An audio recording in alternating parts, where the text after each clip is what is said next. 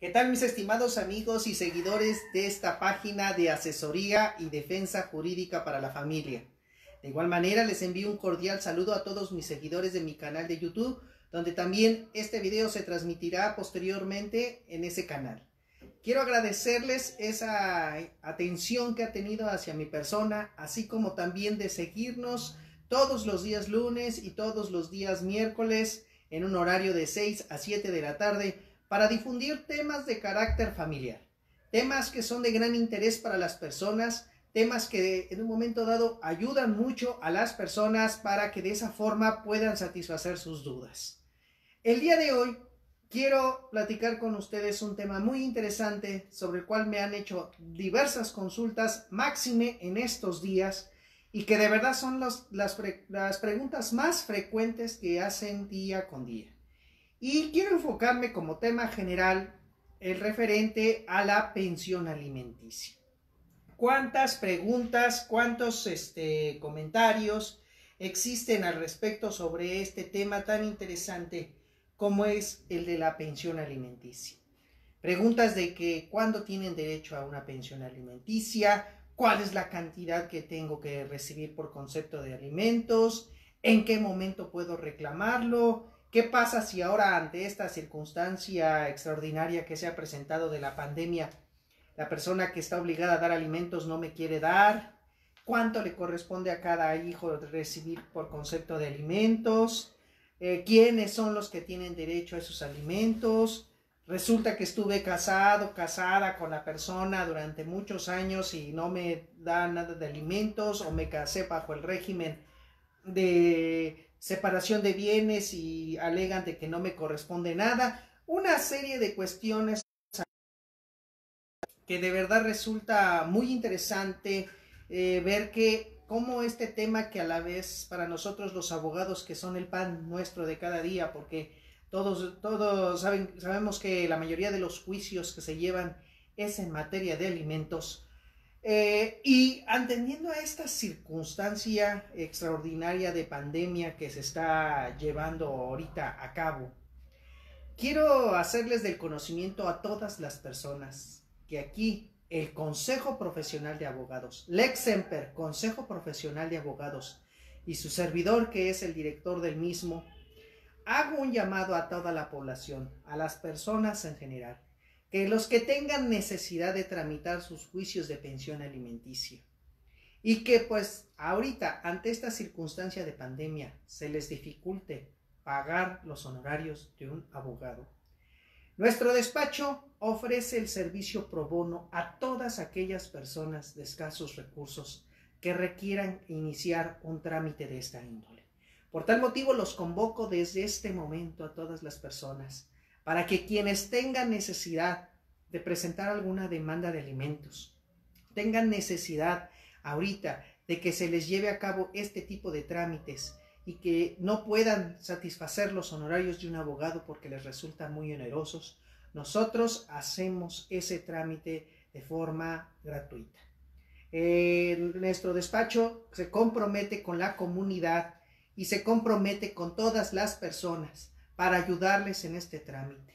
Así que desde este instante les hago la convocatoria para que me ayuden a difundirlo, principalmente donde nosotros podemos llevar estos asuntos. ¿Qué más quisiéramos de dividirnos en tantos pedazos y llevarlos a cabo en todos los estados de la República? Sin embargo, su servidor ahorita solamente puede apoyarlos tanto en la Ciudad de México como en los municipios de Tecámac, en los municipios de Catepec, para poder llevar a cabo este tipo de trámites.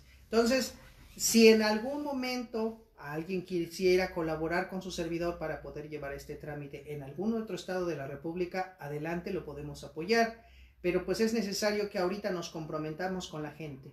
Entonces, ahorita por el momento vamos a llevar a cabo este servicio pro bono a todas las personas que en un momento dado lo requieran por parte del despacho.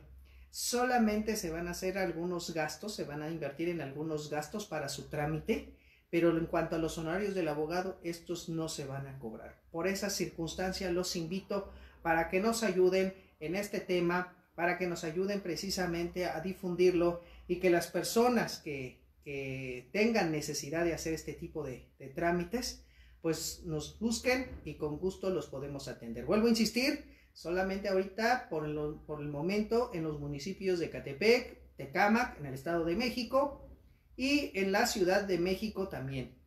Porque sabemos que nuestros juzgados darán inicio a sus actividades a partir del día 1 de junio, si es que todo sale bien y no nos amplían más esta pandemia que estamos padeciendo. También en el Estado de México ya están en activo algunos procedimientos que se les llama en línea.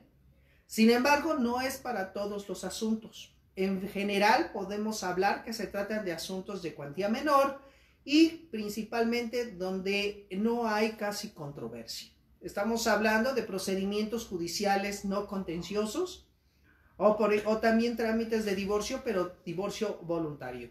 Pero la cuestión de los alimentos no entran todavía en los litigios electrónicos que ya está estableciendo el Estado de México.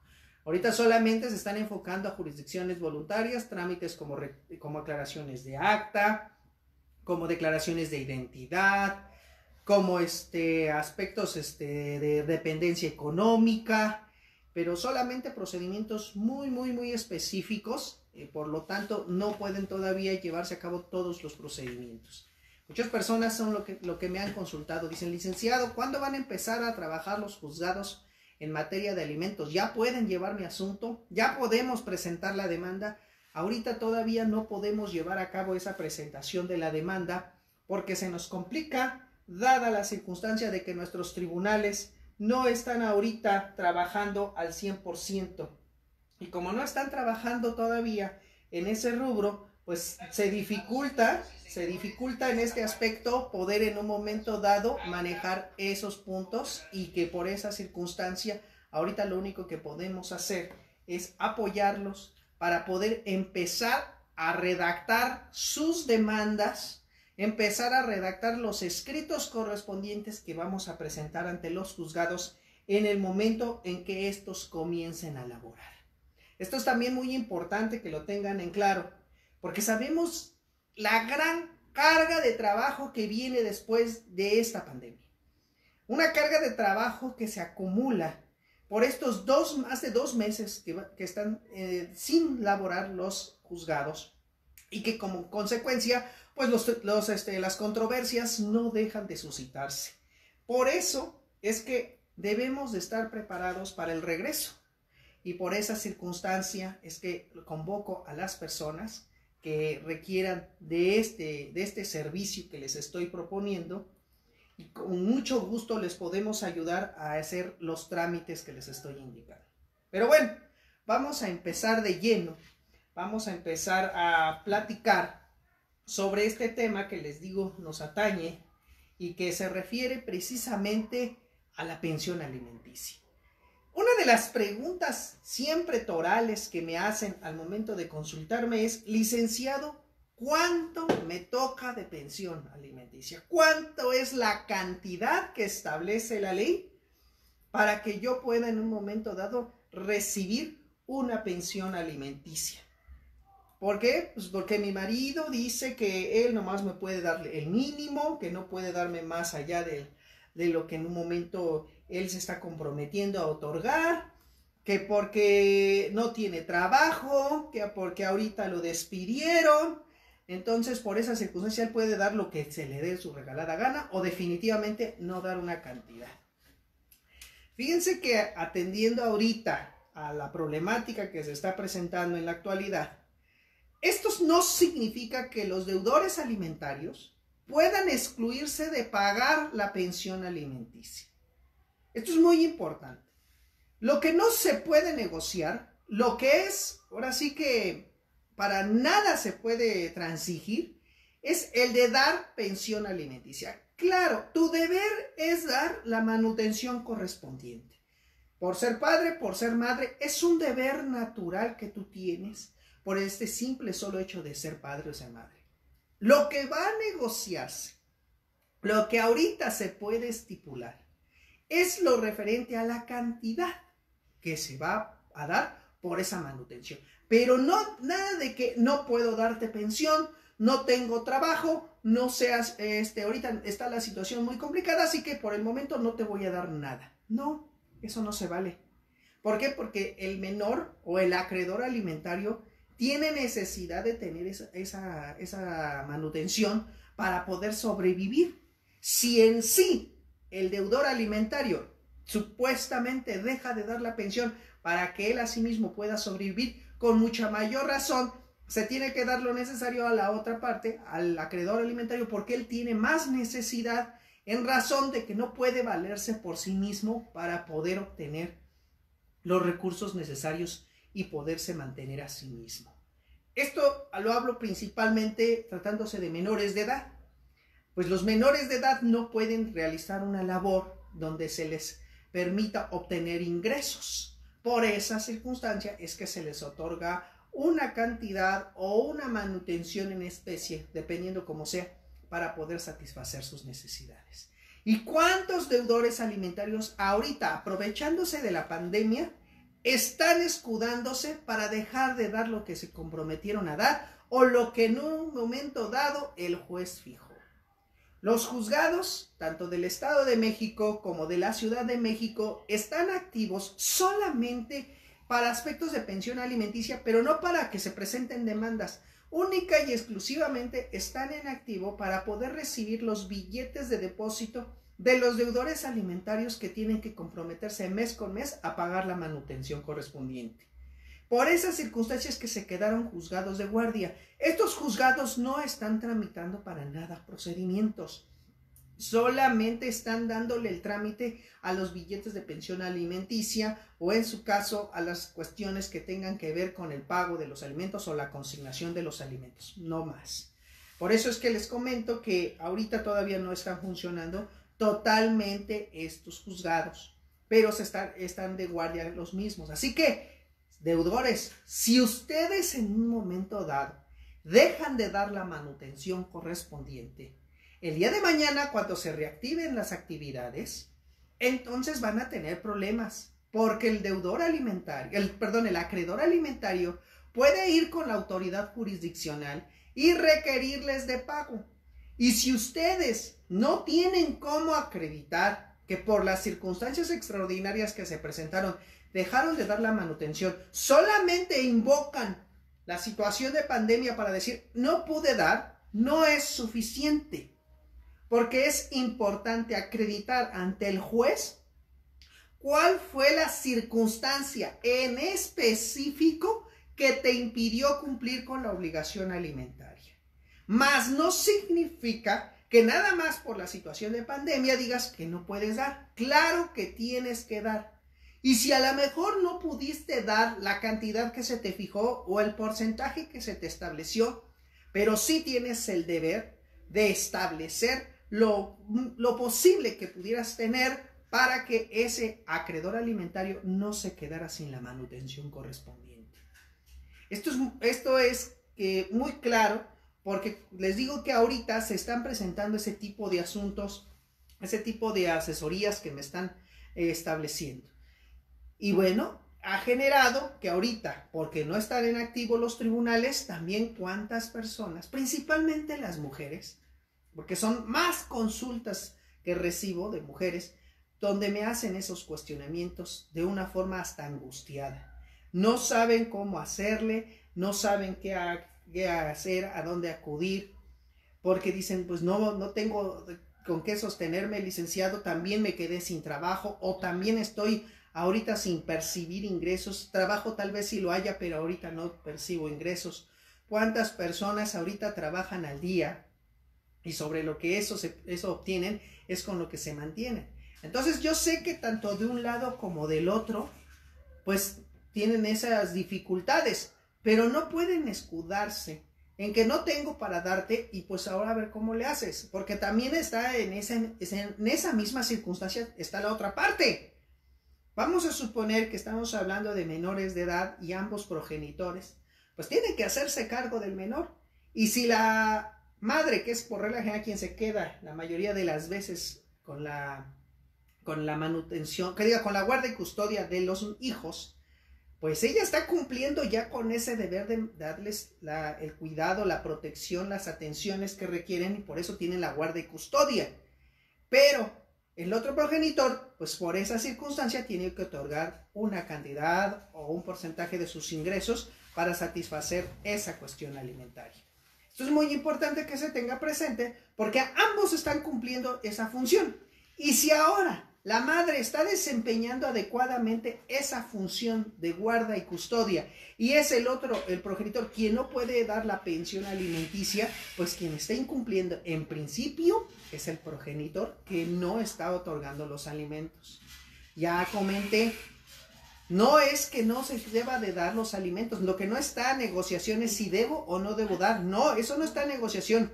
Lo que se puede negociar es la cantidad que se estaba otorgando o es la cantidad que en un momento dado puede otorgarse nada más para la manutención por estas circunstancias. Pero debe de negociarse esa postura, más no arbitrariamente decir, pues no me toca dar nada y por eso a ver cómo le haces, búscate tú también un trabajo.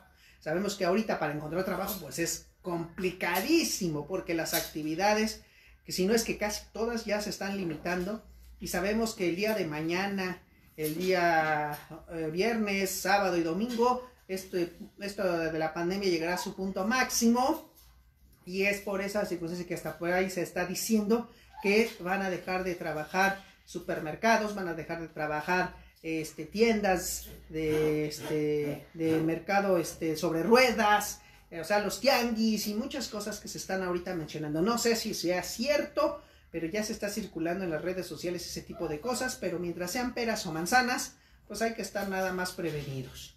Por eso es que les comento que no puede negarse esa circunstancia. Ahora, como vuelvo a insistir, la pregunta clave, ¿y cuánto me toca de pensión alimenticia, licenciado? ¿Cuánto le toca a los niños este monto que se puede establecer para dar pensión? Miren, en realidad la ley no establece una cantidad líquida. Y les voy a decir por qué no puede la ley establecer una cantidad líquida para referirse a la pensión alimenticia. Porque no todos tenemos las mismas posibilidades económicas ni estamos situados en el mismo nivel económico. Muchas personas pueden estar viviendo hasta de un salario mínimo y no los puedes obligar a pagar 2 o 3 salarios mínimos a favor de su acreedor alimentario, pues si apenas él está percibiendo un salario mínimo para satisfacer sus propias necesidades. Ahora puede ser que yo sea una persona muy solvente y que a lo mejor recibo de salario unos 100,000 o 200,000 pesos mensuales, ¿sí? Entonces tampoco me van a fijar nada más una pensión de un salario mínimo, ¿verdad? Porque no sería justo para el acreedor alimentario que él se le dé lo más ínfimo, mientras yo pueda estar percibiendo cantidades estratosféricas de forma mensual. Entonces, por esa circunstancia como tal, no se puede establecer una cantidad. La ley no puede establecer una cantidad. De ahí que surge uno de los principios que rigen para la fijación de los alimentos, que es el de la proporcionalidad. Esto es, se tendrá que analizar cuáles son las necesidades que tiene el acreedor alimentario, atendiendo a su edad, atendiendo a su situación de salud, a su situación académica, educativa, recreativa. O sea, se va a tener que hacer todo un estudio socioeconómico encaminado y enfocado para poder determinar qué es lo que en un momento dado necesita ese acreedor alimentario. Ese es el principio como se tiene que hacer. Siguiente punto. Ahora vamos a ver cuáles son las posibilidades económicas del deudor alimentario.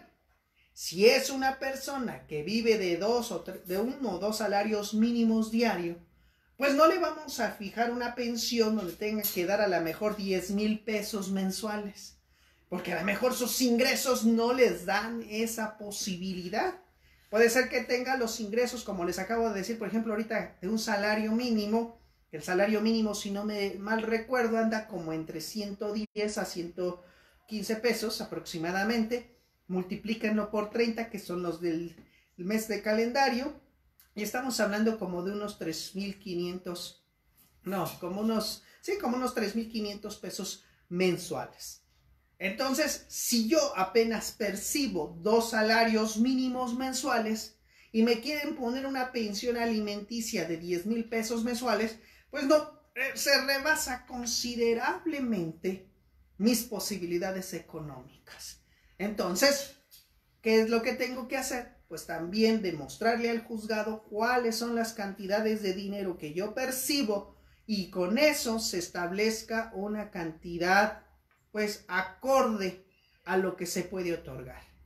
Si a lo mejor yo percibo 2 salarios mínimos y el juez considera que un salario mínimo es la que le debo de otorgar mínimo a mi acreedor alimentario o a mis acreedores alimentarios, porque puede ser uno o varios, entonces el juez se va a basar en un estudio socioeconómico para fijar.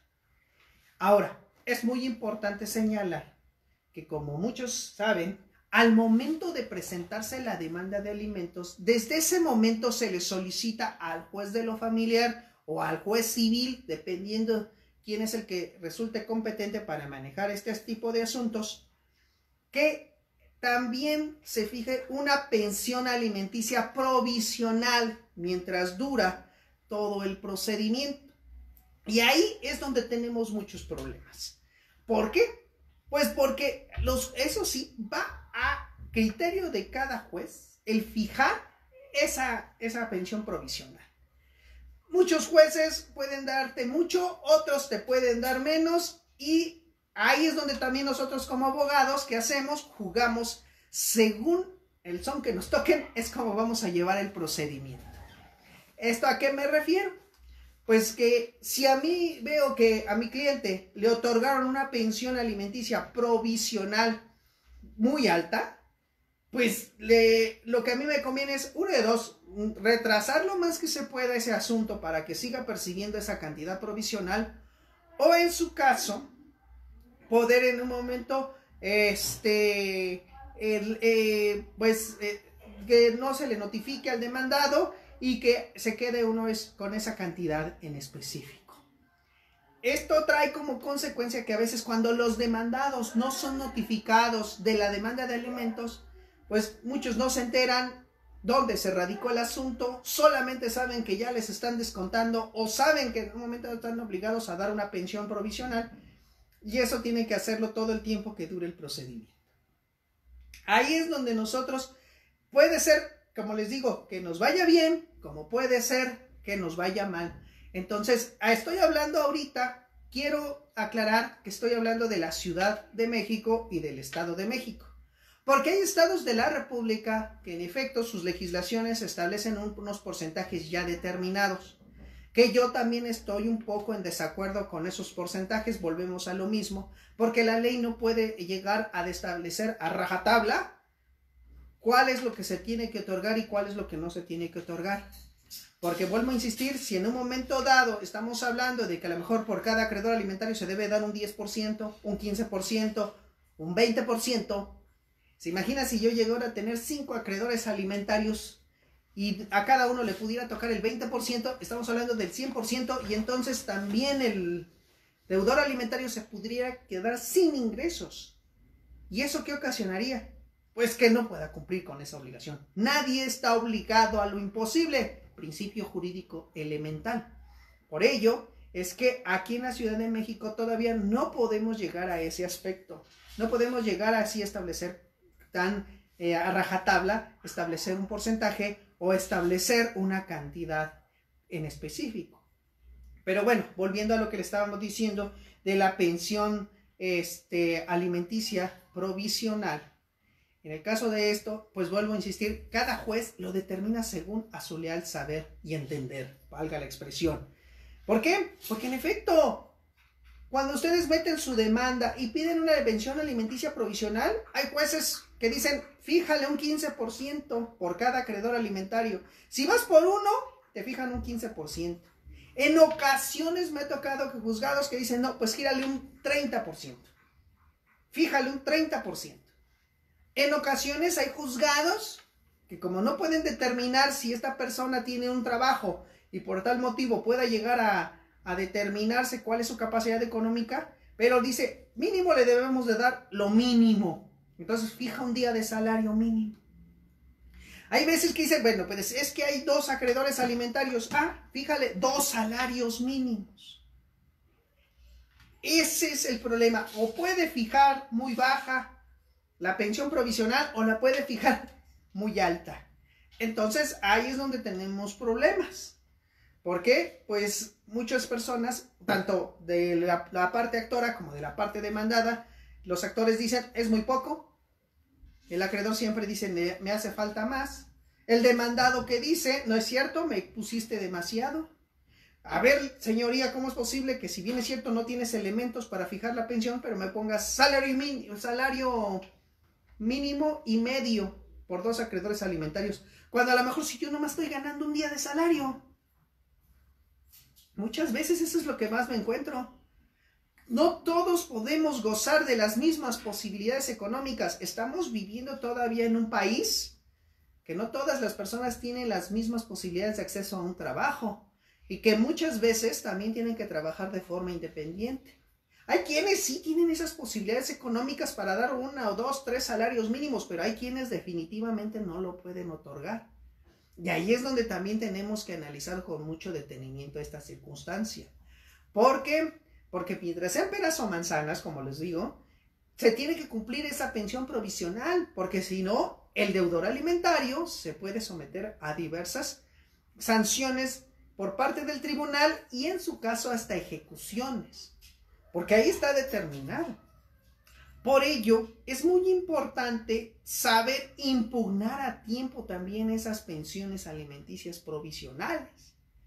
Si desde mi punto de vista considero que es muy baja, porque ya le mostré al juez desde un principio que el señor obtiene ingresos considerables por tales cantidades, o sea, que desde la presentación de la demanda anexo ciertos documentos o ciertas pruebas que desde ese inicio puede dar indicio a determinar cuánto está percibiendo el demandado, pues desde ahí podemos partir de que el juez tiene las posibilidades de determinar con un poco de mayor exactitud la pensión que pudiera otorgar el demandado.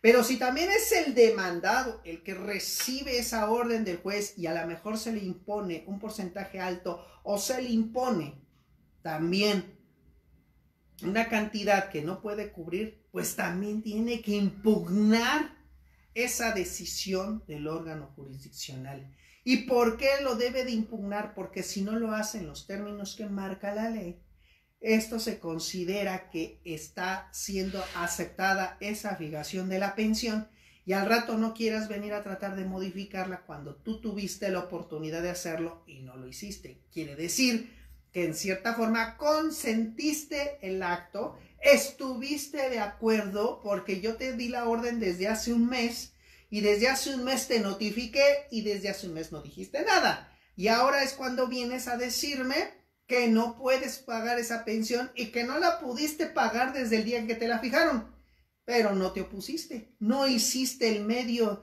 jurídico adecuado para impugnar esa situación. Por ello, nosotros como abogados debemos de estar atentos a esa circunstancia. Por ejemplo, muchas veces en la Ciudad de México, en el Estado de México, como aquí ya tenemos los juicios orales familiares, nos esperamos hasta la audiencia inicial, que así se denomina, la primera audiencia, hasta la audiencia inicial y nos esperamos hasta la fase de revisión de medidas provisionales para tratar de decirle al juez que modifique la pensión que ha decretado. Sin embargo, si desde un principio no se impugnó la cantidad, el juez no puede variar lo que ya determinó bajándola más, sino a lo mejor aumentándola, pero no bajándola. Por esas cuestiones es muy importante saberlo manejar. ¿Qué tal si la que demanda la pensión alimenticia también, si labora, tiene un trabajo y viene como cónyuge a pedir una pensión alimenticia alegando que ella no tiene ninguna forma de percibir un ingreso y eso la ocasiona de que tenga que pedir esa manutención? Y ahí es donde, si el demandado no ofrece los medios de prueba inmediatos a tratar de acreditar que eso es una mentira, que la persona sí está percibiendo ingresos, que sí obtiene una nómina, pues ¿cómo creen que va a llegar a poder modificar el juez en la audiencia inicial esa postura?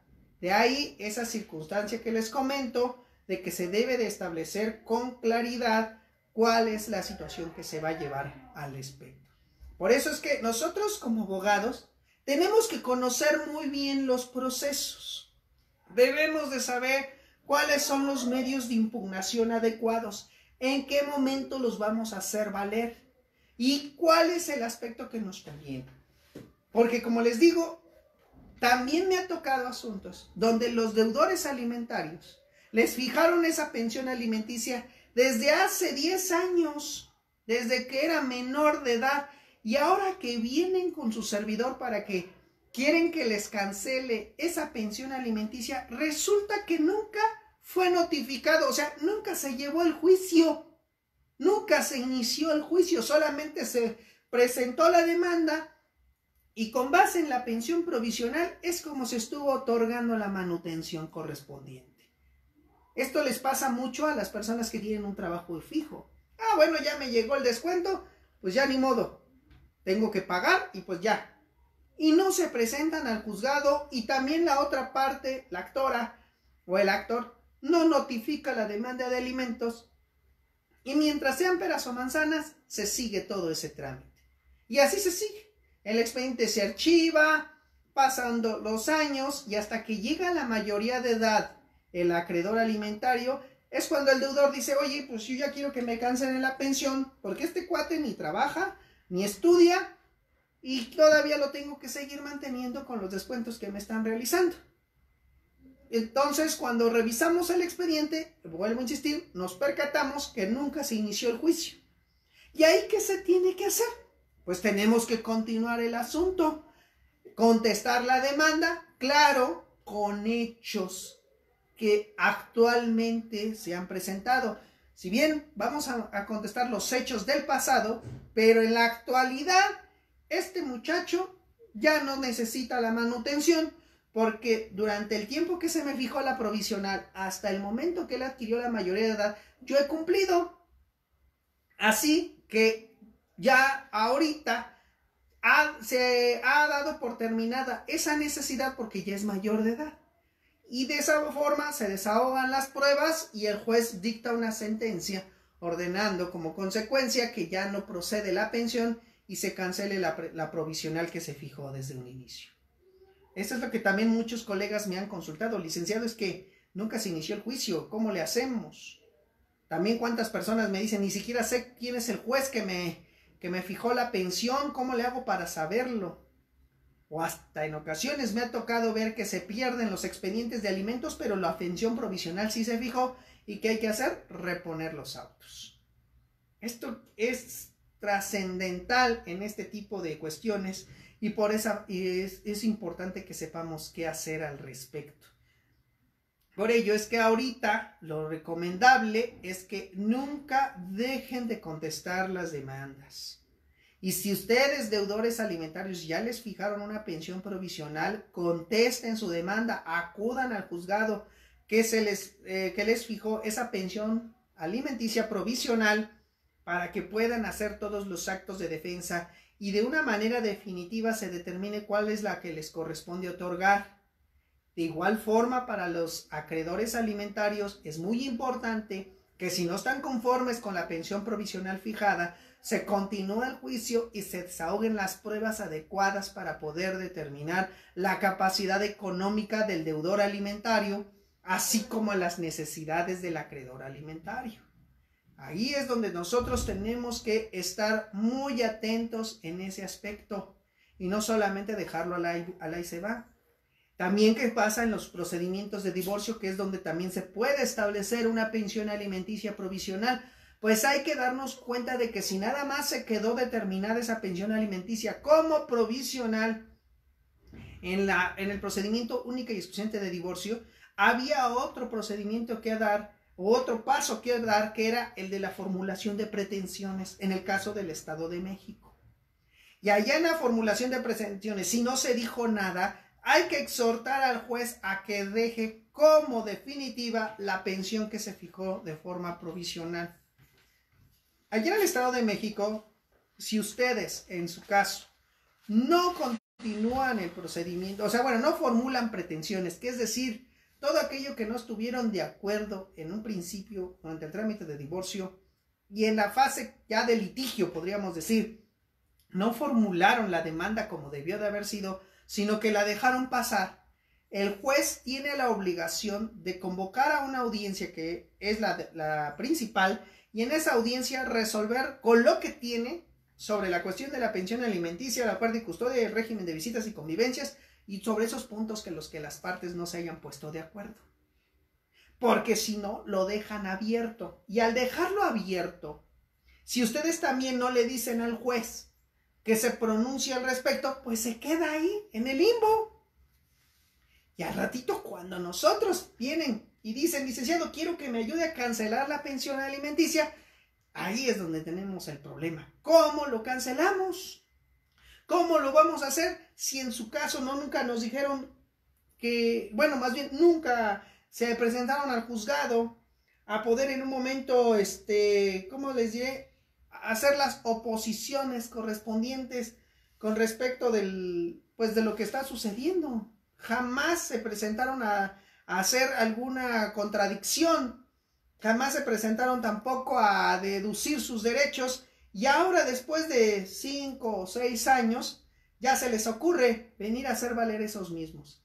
Por esa circunstancia, como les vuelvo a insistir, no es adecuado que lo dejen nada más al ahí se va. Tienen que ver qué es lo que ha sucedido para que de esa forma tengan las posibilidades de contrarrestar esa decisión jurisdiccional que puede ser buena como puede ser mala. Entonces, por eso les digo, aquí hay que analizar cada punto en específico, en contexto, para que podamos, ahora sí que señalar con precisión la pensión que le corresponde al deudor, al acreedor alimentario.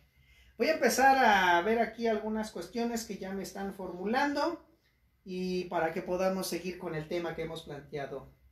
Luz de Neón, me llamo Lucy Flores. Gracias, licenciada, ¿qué tal? Mucho gusto. Ignacio Lau Mejía, saludos, colega, interesante el tema. Gracias, Ignacio, qué bueno que les haya agradado. Alejandrina Valencia Vicencio, saludos, licenciado, saludos, licenciada. David García, buenas tardes, licenciado, muy buenas tardes, David. Edgar Alberto, buenas tardes, licenciado, un tema muy importante y siempre dando sus mejores enseñanzas. Saludos desde Guadalajara, Jalisco. Gracias, Edgar, tocayo. Y pues un abrazo y un saludo a todos los de Guadalajara. Qué bien que nos están siguiendo desde ese hermoso lugar. Carlos Jacobs y Alejandrina Valencia también lo están viendo, ¿no? ¿Sí? Carlos Jackson, hola, licenciado, muy buenas tardes. Buenas tardes, Carlos. Mine, explique por favor las consecuencias a no depositar la pensión en estos momentos de pandemia. Lo comenté hace rato, Mine, que una de las consecuencias principalmente es el incumplimiento. El deudor alimentario, vuelvo a insistir, tiene la obligación de dar lo que le corresponde por pensión alimenticia. Máxime si ya fue fijada por el juez. Si está establecida en un convenio, que también ya fue avalado por el juez. Es muy importante eso. Pero si el deudor alimentario, nada más, como dije hace rato, alega que por la pandemia que existe no puede pagar la manutención, no es suficiente. Tiene que acreditarlo. A lo mejor en este momento puede decir, no tengo dinero, no te voy a dar. Muy bien. Pero cuando ya regresen nuestros juzgados a sus actividades normales, la acreedora alimentaria o el acreedor alimentario puede acudir al juzgado y acusar ese incumplimiento y requerirle que pague las pensiones que dejó de otorgar durante el tiempo que estuvo la pandemia. Puede llegar el deudor y decir, señor juez, no es que no haya querido pagar, es que no pude porque por la pandemia me quedé sin trabajo. Pero si él no acredita que efectivamente se quedó sin trabajo, Él no acredita que efectivamente se redujeron sus posibilidades económicas.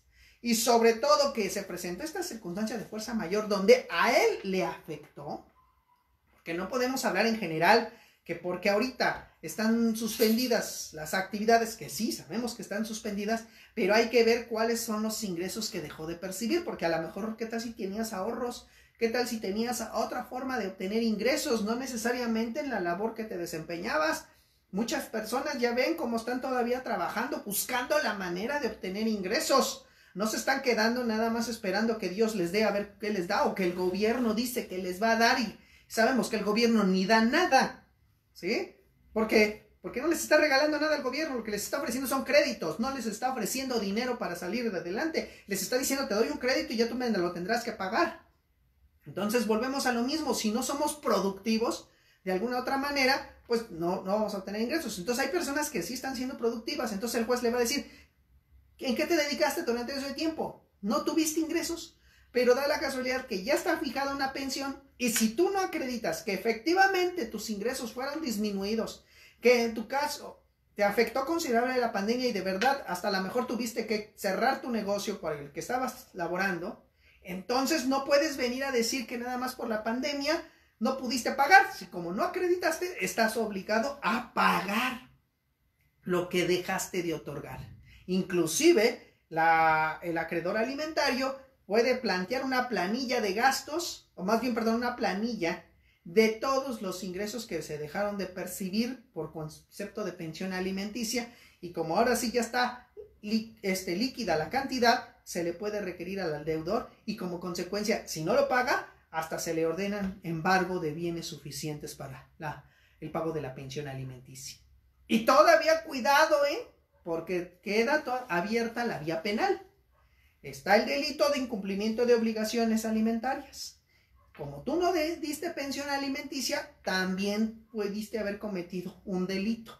Y ese delito, si también no justificas el por qué no otorgaste la pensión, no puede ser considerado una causa de exclusión de la responsabilidad el hecho de que, ahorita vuelvo a insistir nada más por decir la pandemia, sino que se tiene que acreditar con toda contundencia cuál fue la situación que hizo mermar los ingresos y por esa circunstancia no pudo otorgar la pensión. Entonces ahí están las consecuencias jurídicas que se pueden dar por esta circunstancia de no cumplir con la obligación alimentaria. Omarcito, excelente tema, licenciado, un abrazo, Omar, muchísimas gracias por seguirme. Grey Dumont, saludos, licenciado, gracias por la retroalimentación. Muchísimas gracias, Grey, estamos ahí, pues ahora sí que dando todo lo que tenemos al respecto. Juan José Lozano Montes, saludos, maestro, Durango presente, saludos a Durango, un abrazo. Omarcito, principio de proporcionalidad, efectivamente, lo que comentábamos hace rato, cómo se debe de fijar la pensión alimenticia en estos aspectos. Luz de Neón, es correcto, gracias. Y es que los jueces se van por un 15% de cajón por niño y madre. Y sí, Torreón los saluda. Muchísimas gracias, licenciada Luz. Y efectivamente es que a veces va a criterio de cada juez el fijar un porcentaje.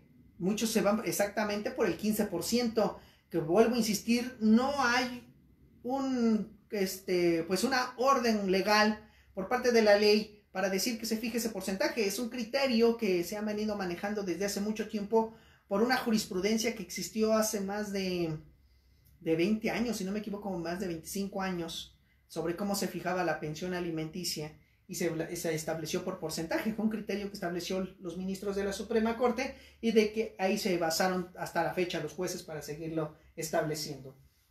Vivi Caro, saludos, licenciado, saludos, Vivi. Sánchez Hernández Silvia, saludos, licenciado. Edgar Martínez Cruz, saludos. Luz de Neón, en Torreón lo estamos esperando pronto, gracias, pues nada más invítenme y con gusto yo estoy allá.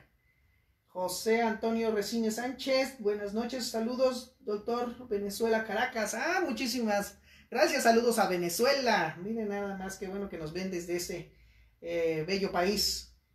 Roseta de Maíz Tunal, saludos maestros, saludos. Salvador Sánchez, saludos licenciado, muy clara tu exposición, gracias, qué bueno que les está siendo clara. Rosalía Jiménez López, saludos licenciado desde Amecameca, saludos a Amecameca, pronto también iré por allá. Juan Aguilar, saludos desde Guanajuato, no hombre, también es un bonito lugar. Zamora Guerra, saludos licenciado, gracias por compartir tus conocimientos y experiencia. Pregunta, ¿una pensión mínima se fija en UMAS o salarios mínimos? Muy buena pregunta, muy buena pregunta. La mayoría de nuestras legislaciones ya establecieron que cuando no se pueda basar la fijación de la pensión en un porcentaje porque no tiene una nómina, un trabajo fijo la persona, se debe de establecer en salarios mínimos. Y hay una razón fundamental para decir que esté fijado en salarios mínimos. La Ley Federal del Trabajo establece qué se debe de entender por salario mínimo. Y es el ingreso que debe de percibir una persona para poder satisfacer las necesidades familiares, recreativas, personales, para poder salir, pues ahora sí que avante en la vida. Entonces, si es la Ley Federal de Trabajo la que establece cuál es el ingreso mínimo que toda persona debe de tener para tener una buena sobrevivencia, como consecuencia también analógicamente se toma de la Ley Federal de Trabajo esa misma concepción y se aplica a la materia de alimentos, porque es lo mínimo que tiene derecho una persona a percibir para satisfacer sus necesidades elementales. El UMA, como su nombre lo dice, que es una unidad de medida y actualización, creada hace unos 3 años apenas, fue con el objetivo de dejar de todo cuantificar a través de salarios mínimos. Porque ya sabíamos que a veces buscábamos que se aumentara el salario mínimo de los trabajadores y esto era imposible porque el salario mínimo estaba indexado a todas las cuestiones administrativas, contables, multas, requerimientos, fijaciones de tasas de interés, etc. Entonces, lo que se decidió fue que ya se separara esa cuestión y ahora nada más el UMA se enfocara a este tipo de situaciones que les estoy mencionando para cuantificar pues ciertas cuestiones diversas y que se dejara el salario mínimo para lo que es, para satisfacer las necesidades de los trabajadores. Entonces, analógicamente también se aplica para las cuestiones de la fijación de la pensión alimenticia. Así que ya hay un criterio jurisprudencial al respecto, donde ya también señala que efectivamente los alimentos deben de fijarse en salarios mínimos y no en UMAS, porque el UMA actualmente es más barato, es más bajo que el salario mínimo. Creo que el UMA ahorita anda como por 80 pesos, 85 pesos, algo por el estilo, y el salario mínimo ahorita anda en 130 y tantos pesos. Así que vean cómo sí hay una diferencia considerable en ese punto. Ale González, hola, un deudor alimentario de un primer matrimonio, dice un deudor alimentario de un primer matrimonio, le hacen descuento del 40% de su sueldo para 2 acreedores. De un segundo matrimonio hay 2 acreedores, uno con síndrome de Down, menores de edad, juez decreta el 45%. ¿Cómo se hacen aquí los descuentos? Ahí, en principio, por lo que yo veo, son 2 autoridades jurisdiccionales. Así que cada uno va a tener que hacer los descuentos correspondientes por su lado. El trabajador tiene un ingreso del 100%. Muy bien. Los primeros 2 acreedores alimentarios que le demandaron, pues ya le fijaron de un 40%. Ahora, los otros 2 acreedores ganan un 45%. Pues le van a hacer al trabajador 40% y de este lado un 45% nos da un 85%. Así que el deudor alimentario se va a quedar con un 15%. Ese ya no es problema de ustedes, ¿no? Sino que ahora es problema del propio trabajador, que en su caso tendría que iniciar un incidente de reducción de la pensión alimenticia por los primeros 2 acreedores y en el juicio acreditar respecto de los otros nuevos 2 acreedores que le demandaron, que tiene otros 2 deudores, que diga 2 acreedores más, y que pues le fijen una pensión de tal manera que fuera proporcional para que él no se quede sin nada. Pero bueno, ya es una situación que tendrá que buscar el propio deudor alimentario de satisfacer. Por lo mientras, pues los acreedores alimentarios tienen sus porcentajes determinados y pues lo tienen ellos que aprovechar. Entonces, pues ni modo, el trabajador se quedará con un 15%. Eric Sánchez, saludos, licenciado Edgar Martínez Cruz, desde la Ciudad de México, gracias por compartir sus conocimientos y su experiencia. Eric, un saludo, gracias por tus palabras. Mercedes Maguey Alvarado, buenas tardes, licenciado. Una pregunta, cuando hay un divorcio y se casaron por bienes mancomunados, ¿cómo se puede saber si hay bienes? En principio no existe el régimen de bienes mancomunados. Nuestra legislación le llama sociedad conyugal. Entonces la gente le ha denominado bienes mancomunados por un criterio que existió hace centurias, y así le han venido diciendo ese régimen, pero no, el régimen es sociedad conyugal, no existen los bienes mancomunados. Y pues, ¿cómo van a averiguar si hay bienes? Pues si ellos mismos, ¿cómo les diré? Pues los cónyuges son los que contrajeron matrimonio, ellos vivieron y convivieron, pues ellos son los que saben qué bienes contrajeron o adquirieron o no adquirieron. Acuérdense de una situación, los bienes que se adquieren durante el matrimonio son los que entran en esa sociedad conyugal. Los bienes adquiridos antes de la celebración del matrimonio y después de concluido el matrimonio no entran en la sociedad conyugal, para empezar. Entonces, pues, ¿cómo se averigua? Ahora dicen, bueno, es que a lo mejor el cónyuge o la cónyuge nunca me dijeron qué bienes tenía y cómo los puedo averiguar. Bueno, si te refieres a bienes inmuebles, pues puedes ir al registro público de la propiedad y en ese registro hacer una búsqueda por nombre de propietario y a lo mejor ahí te pueden dar el dato de cuáles son los bienes que pudieran tener. Los bienes muebles sí es más difícil porque pues sabemos que esos se pueden transmitir a veces hasta de propia palabra y circulan de mano en mano y no hay a veces una documentación que los haga valer, excepto aquellos bienes que sean de cuantioso valor, joyas, vehículos, hasta ahora que se está rifando todavía el avión presidencial, si se ganó el avión presidencial también, etcétera, ¿no? Cualquier otros bienes que sean considerables de gran valor, pues eso sí se pueden documentar, pero la mayoría de los bienes pues no se documentan. Pero entonces yo te recomiendo que vayas al registro público de la propiedad para que ahí puedas averiguar qué bienes son los que en un momento se adquirieron en la sociedad conyugal. Edgar Alberto, es correcto, licenciado, pero en Jalisco se hace en UMAS.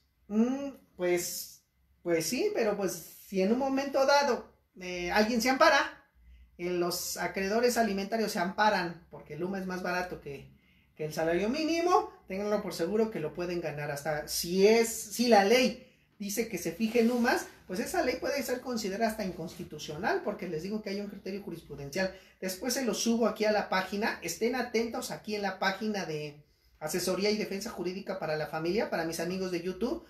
Remítanse a mi página de Facebook de Asesoría y Defensa Jurídica para la Familia y ahí podrán ver que voy a subir constantemente información en materia de pensión alimenticia y voy a tratar de subirles otra vez ese criterio que existe por nuestros tribunales federales de que debe de fijarse en salarios mínimos y no en UMAS. Y eso puede ser motivo de amparo. Carlos Sánchez Martínez, buenas tardes, Lick. Saludos desde el Estado de México, Atizapán de Zaragoza. Saludos a Atizapán.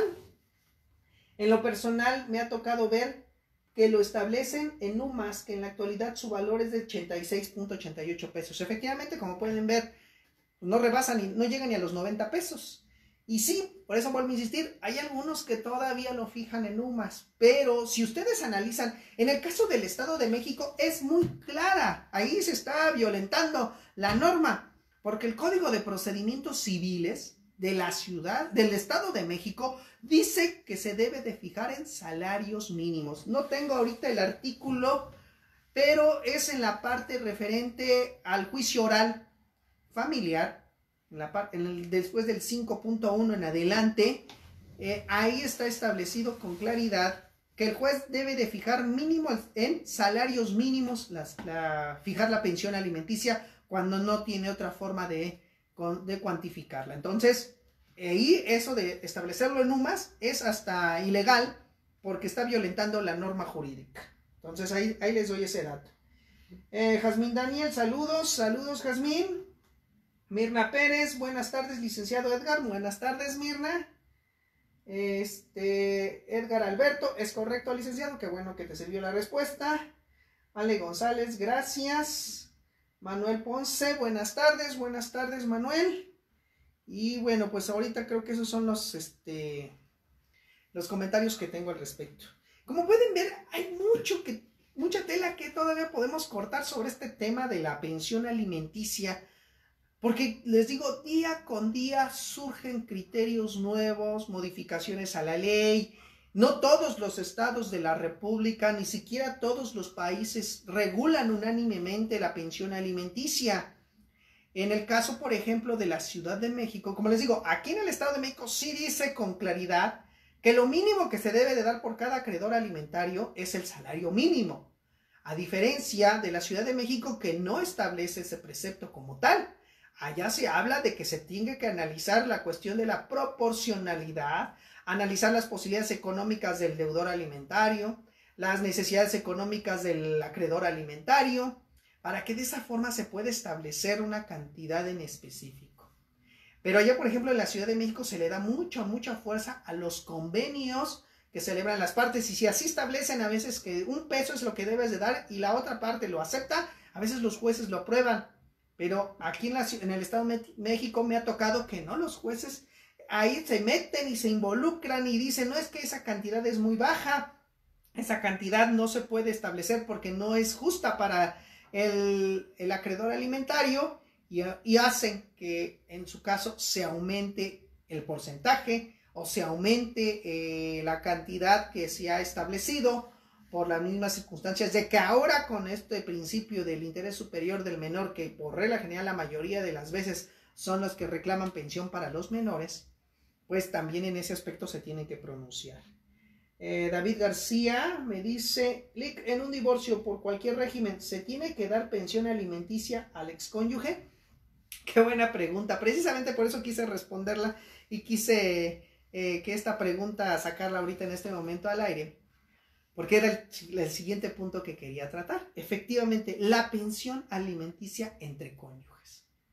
Para empezar, no necesariamente tiene que haber un divorcio para que se pida la pensión alimenticia, para que un cónyuge pida la pensión alimenticia, sino se puede pedir durante la vigencia del matrimonio.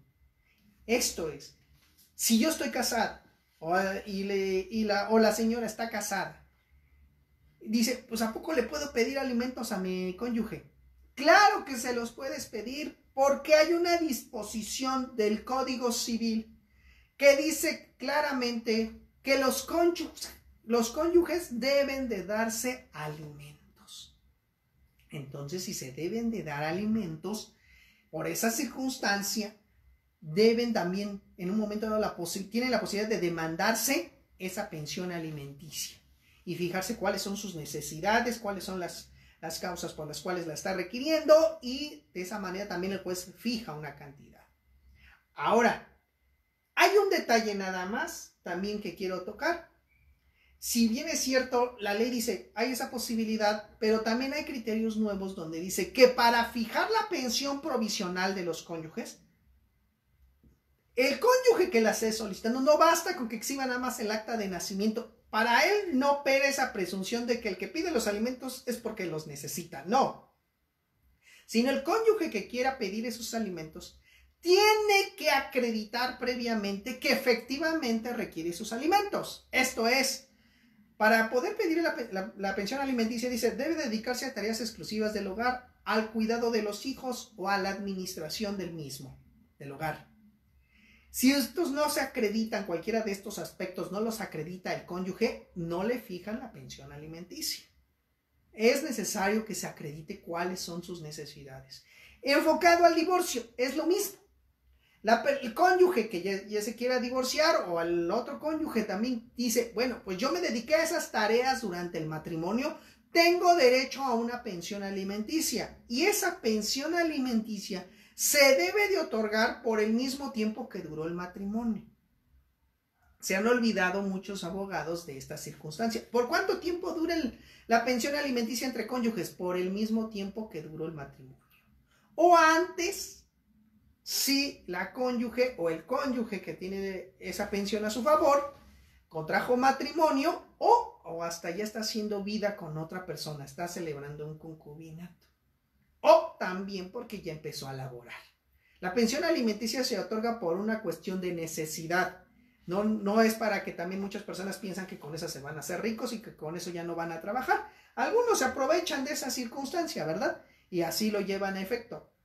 Pero bueno, desde el punto de vista jurídico, es por esas cuestiones que en un momento dado se puede cancelar la pensión alimenticia que se le otorga a un cónyuge. Y por esa circunstancia, en el divorcio, la desventaja, como les vuelvo a insistir, es que si no se acredita adecuadamente que fue esa situación de necesidad que se propició y por el cual está pidiendo la pensión alimenticia, los jueces no fijan ni siquiera la provisional, Se esperan hasta que se termine el juicio y cuando se termine el juicio es cuando en su caso otorgan esa pensión alimenticia. Sigo aquí con Armando Mexmón, presente desde Tehuacán, Puebla. Excelente tema. Gracias a Tehuacán, Puebla. Saludos. Hombre, he pasado por ese hermoso lugar. Yolanda Carranza, buena tarde, licenciado. Saludos desde Estado de México a Mecameca. Gracias por su conocimiento y experiencia. Gracias, licenciada Yolanda. Un gusto. Espero estar pronto por allá por Amecameca otra vez. Carlos Sánchez Martínez.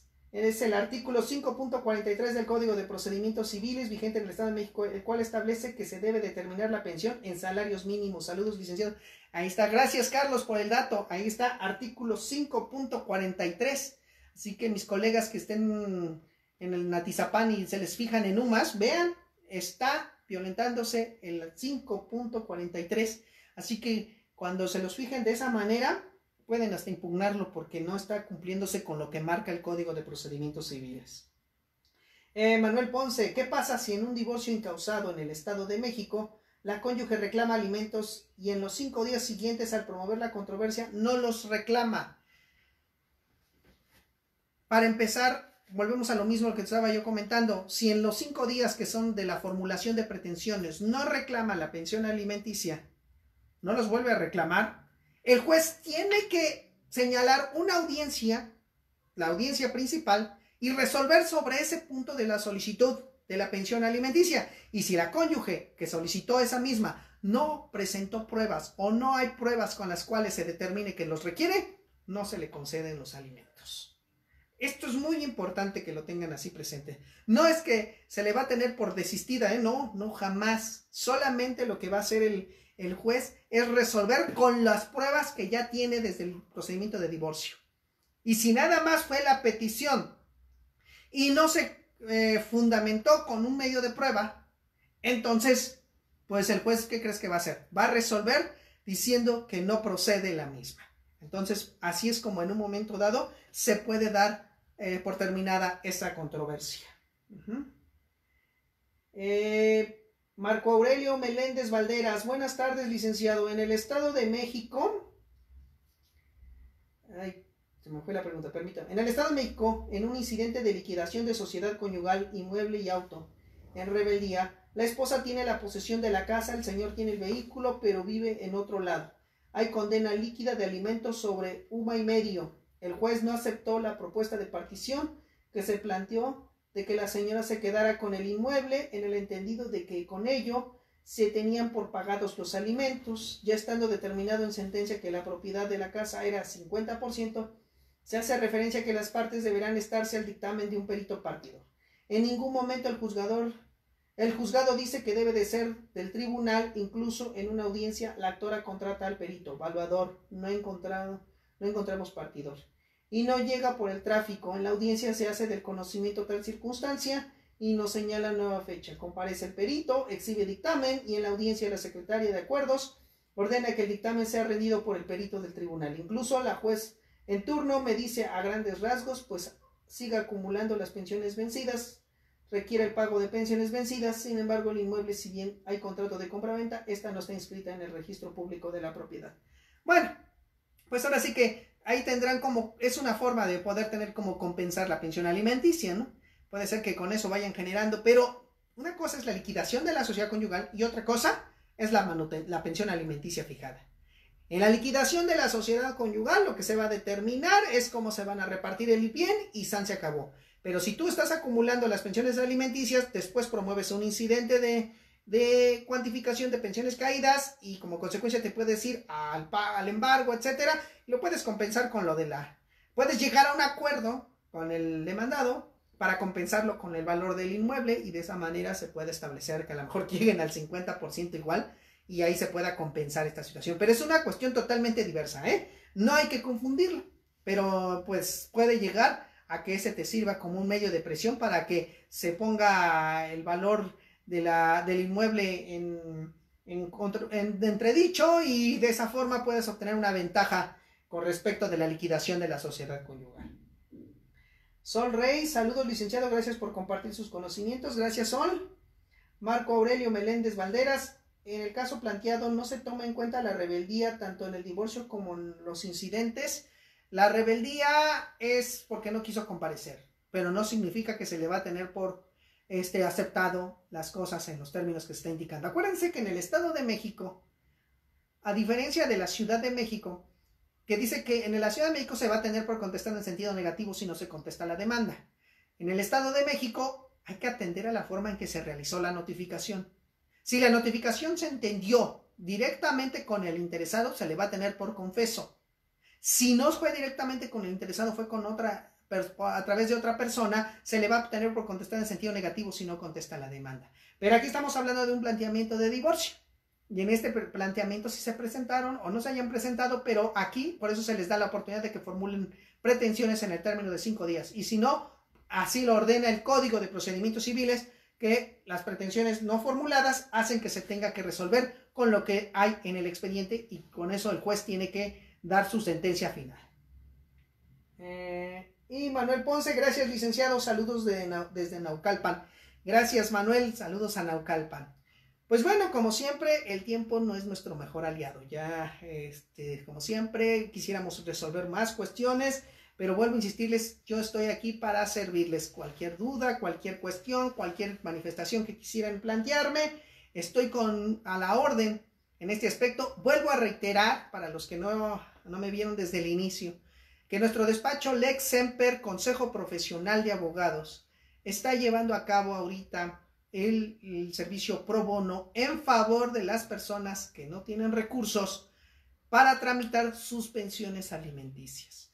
En este caso, para poder acceder a este servicio, tienen que llamarme al 55 38 96 28 56, que es mi celular, donde pueden hacerme llegar un mensaje de WhatsApp y ya yo les puedo decir a qué horas nos podemos comunicar. O también pueden llamar a mi oficina y obtener una cita que es el 88 68 64 70. O también si quieren escribirme a mi correo electrónico lex.semper@hotmail.com. Solamente es para las personas de escasos recursos que necesiten plantear la pensión alimenticia. Que ahorita, mientras, les ayudaremos a redactar la demanda correspondiente y en cuanto nuestros juzgados inicien en sus actividades normales, planteamos la demanda ante ellos y de esa forma ya están avanzándose en el procedimiento, porque como les digo, viene una carga excesiva de trabajo por todo este tiempo que ha dejado de actuar la autoridad jurisdiccional. Pero esto es muy importante para que lo tengan presente quienes requieran de este servicio, ahí lo podemos plantear. Solamente lo vamos a poder llevar para la Ciudad de México y para los municipios de Catepec y Tecámac en el Estado de México, pues porque su servidor no puede estar en todos lados. Quisiera, pero no tengo todavía el don de la ubicuidad, donde se puede uno estar en un lugar al mismo tiempo, puede estar en 2 lugares al mismo tiempo, y por tal motivo no tengo esa posibilidad, pero voy a ayudar a las personas que estén aquí cerca de los municipios que les he comentado. Asimismo, antes de terminar, quiero invitarlos para el día de mañana, 7 de mayo, en un horario de 9 a 12 del día, voy a llevar un curso que se denomina las generalidades del juicio de amparo en materia civil. Un curso que se va a llevar en línea a través de la plataforma Facebook Live, así como la estamos ahorita llevando a cabo en este instante, pero en un grupo especial que he creado de Facebook, donde solamente podrán tener acceso a ellas las personas que estén interesadas en este curso y que hayan realizado el pago del mismo. El costo es muy económico, solamente es de 300 pesos. Los que estén interesados pueden mandarme un mensaje de WhatsApp para que en este momento todavía puedan hacer las transferencias y hacer su pago correspondiente. Ténganlo por seguro que va a estar muy, muy, muy interesante. Mañana empezamos a las 9 en punto de la mañana. Y con eso van a poder ustedes también saber muchos aspectos en materia de amparo, pero principalmente enfocados al ramo civil. Porque sabemos que no es lo mismo el amparo penal, el amparo laboral, el amparo mercantil, sino el amparo civil también tiene sus generalidades. Y dentro del civil, pues tenemos el civil propiamente dicho y también tenemos en la materia familiar, porque todavía está dentro de la materia civil el ramo familiar. Entonces, los invito para que se inscriben, todavía lo pueden hacer, mañana pueden participar. En cuanto ustedes hagan su depósito, me mandan el mensaje de WhatsApp para que yo de esa manera les dé la liga para que puedan acceder al grupo y de esa manera mañana nos podamos ver al punto de las 9. Por último, me despido de aquí de Salvador Sánchez. Muchas gracias por su tiempo y conocimiento, licenciado. Un abrazo. Gracias, Salvador. Y Hazel González Márquez. En el Estado de México no implementó el tribunal recepción de demandas de casos urgentes, como en la Ciudad de México. No. Aquí no. Supuestamente también nomás quedábamos con las cuestiones de la pensión alimenticia, pero realmente vamos a los tribunales y no están tampoco funcionando adecuadamente. Y vuelvo a insistir, los tribunales que se quedaron señalados de manera emergente en la Ciudad de México solamente para recepción de billetes de depósito y pagos de pensiones alimenticias que te tengan que otorgar a las que ya en un momento depositen ahí sus alimentos. Pues muchísimas gracias, mis estimados amigos. Nos vemos el próximo lunes con otro tema de derecho familiar. Y bueno, si ustedes gustan plantearme algún tema que quieran que exponga para el próximo lunes, adelante, pueden dejármelo aquí, ya sea en el chat o directamente en la página y con gusto yo atenderé sus peticiones. Amigos de YouTube, nos vemos pronto y que tengan una excelente noche. Hasta luego.